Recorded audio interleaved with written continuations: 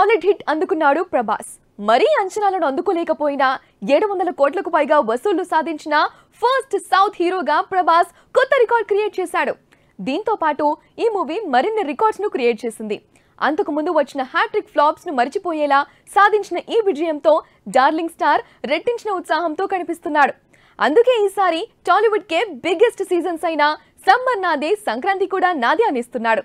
Yes, next movies lineup తో టాలీవుడ్ లో ఓ sensation కాబోతున్నాడు Prabhas. Summer లో సినిమా అనేది ముందు తెలిసిందే. మరి సంక్రాంతికి రాబోతున్న సినిమా ఏంటి? సంక్రాంతి బరిలో ప్రభాస్ నిలిస్తే సంక్రాంతి రేసులో వచ్చే మార్పులేంటి?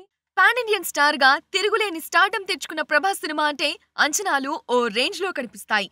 పైగా సలార్ లాంటి సాలిడ్ బ్లాక్ బస్టర్ తర్వాత వస్తున్నాడంటే ఖచ్చితంగా బాక్సాఫీస్ లెక్కలు మారిపోతాయి, రికార్డులు తారుమారవుతాయి అని ఎక్స్పెక్ట్ చేస్తారు. ఆ ఎక్స్పెక్టేషన్స్ కు తగ్గట్టుగానే రిలీజ్లు పెట్టుకున్నాడు ప్రభాస్.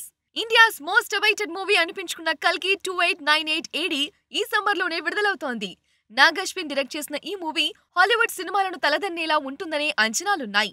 పైగా అమితాబ్ బచ్చన్, కమల్ హాసన్, దీపికా పదుకోన్, దిశా పటానీ వంటి బిగ్ స్టార్ కాస్ట్ ఉంది.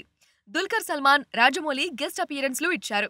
ఎలా చూసినా కల్కి హాలీవుడ్ అవెంజర్స్ రేంజ్ సినిమా అని కంట్రీ మొత్తం స్ట్రాంగ్ గా నమ్ముతోంది. ఈ మూవీతో ఇండియన్ మూవీ హిస్టరీలో ఓ కొత్త చాప్టర్ స్టార్ట్ అవుతుందని చాలా మంది మేకర్స్ కూడా నమ్ముతున్నారు. ఇంత భారీ అంచనాలున్న కల్కి సినిమా మే 9న విడుదల కాబోతోంది. ఈ సమ్మర్ లో పెద్ద హీరోల సినిమాలేం కనిపించడం లేదు. సో కల్కి కమర్షియల్ గా ఏ రేంజ్ కు వెళ్తుందనేది ఊహలకే వదిలేయాలి. అఫ్ కోర్స్ కంటెంట్ కూడా బలంగానే ఉండాలి. ఇక ఈ మూవీ తర్వాత మారుతి డైరెక్షన్ లో చేస్తున్న రాజా సాబ్ రాబోతోంది. నిజానికి రాజా సాబ్ ను ఈ ఏడాది విడుదల చేస్తారు అని భావించారు. బట్ ప్లానింగ్ లో మార్పులు వచ్చాయట. ఆ మార్పుల మేరకు రాజా సాబ్ ను సంక్రాంతికి విడుదల చేయాలనుకుంటున్నారనే టాక్ వచ్చేసింది. రాజా సాబ్ నుంచి రీసెంట్ గా వచ్చిన పోస్టర్ చూస్తే ప్రభాస్ చాలా రోజుల తర్వాత ఓ సరదా మాస్ ఎంటర్టైనర్ లో నటించాడు అని అర్థమవుతోంది.